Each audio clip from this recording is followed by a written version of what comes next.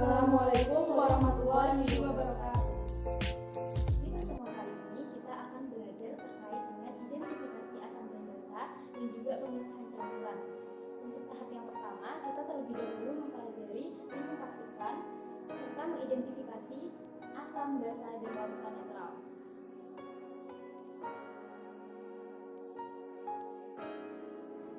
Oke, selanjutnya kita akan belajar tentang pemisahan campuran.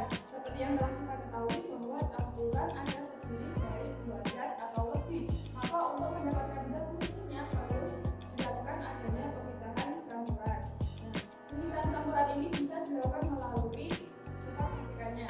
Prinsip kerja dari pemisahan campuran ini didasarkan pada titik larang, titik uji atau sifat magnetiknya.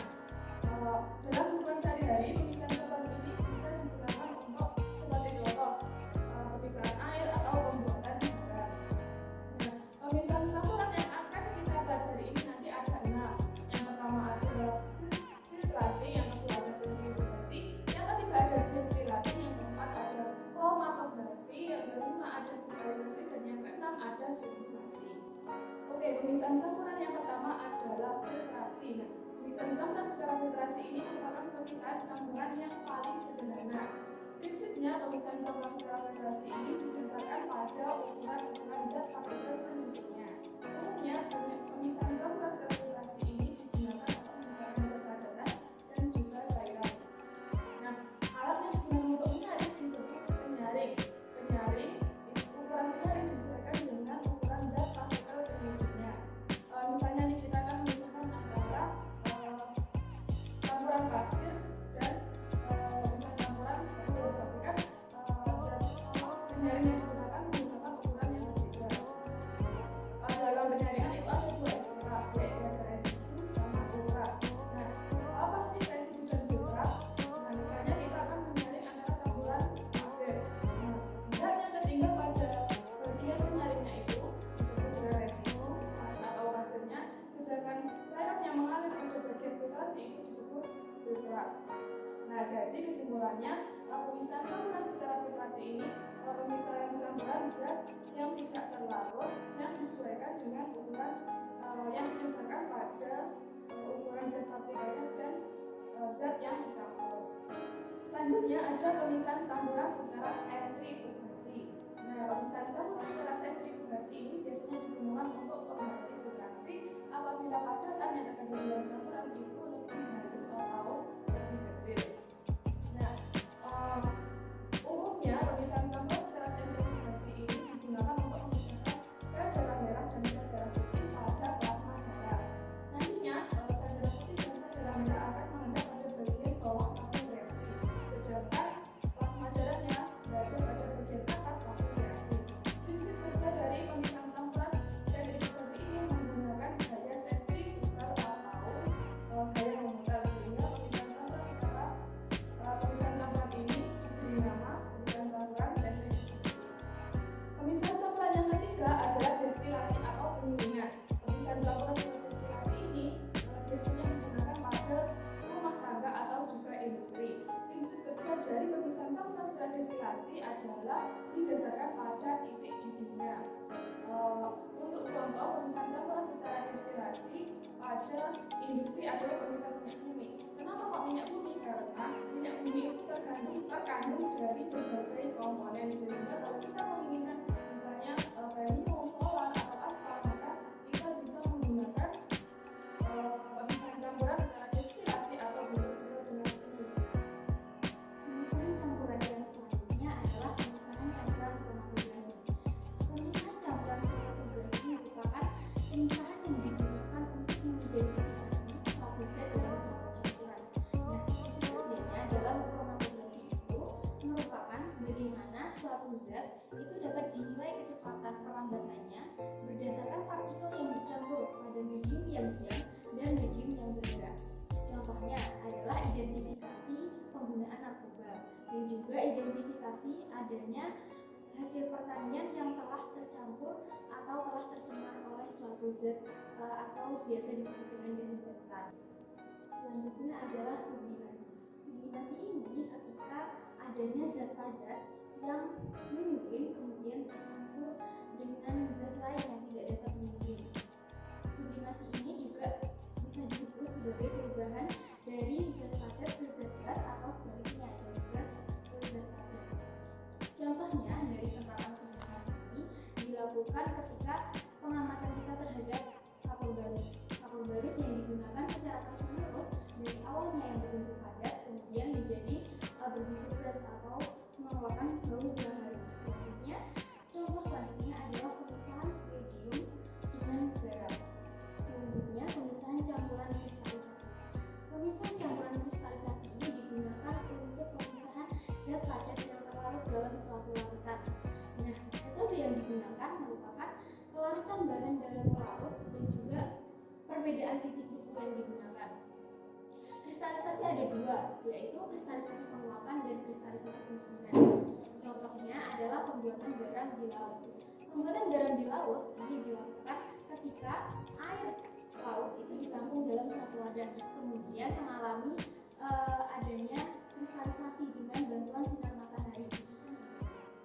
Ketika air lautnya mengalami kristalisasi, air laut tersebut mengalami perubahan bentuk, yaitu menjadi padat atau biasa kita kenal sebagai garam dapur. Nah, garam dapur ini sebelum menjadi garam dapur yang murni, terlebih dahulu dilakukan proses kristalisasi yang kedua karena sebelumnya garam dapur ini masih tercampur dengan beberapa kotoran dan juga pasir yang ada di laut.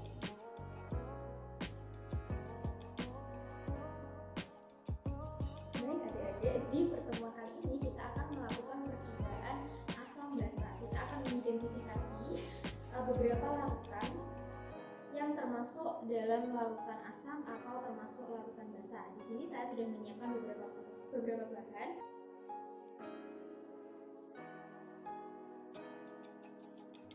Dalam praktikum ini, kita sudah menyiapkan beberapa larutan. Yang pertama ada air sabun, air cuka, air garam, air jeruk, dan air biasa. Nah, sebelumnya kita perlu mengetahui terlebih dahulu ada dua jenis kertas lakmus. Yang pertama ada kertas lakmus biru seperti ini, dan juga kertas lakmus berwarna merah seperti ini.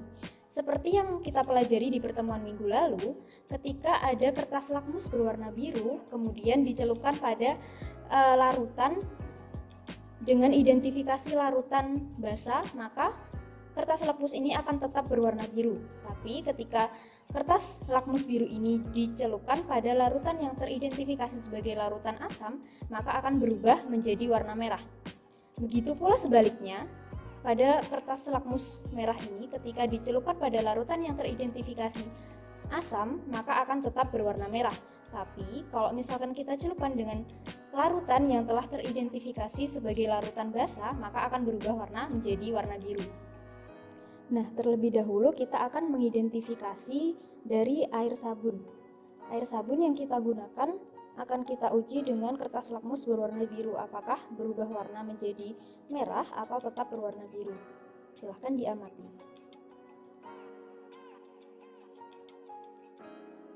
Ternyata air sabun yang telah dicelupkan dengan kertas lakmus warna biru akan tetap berwarna biru.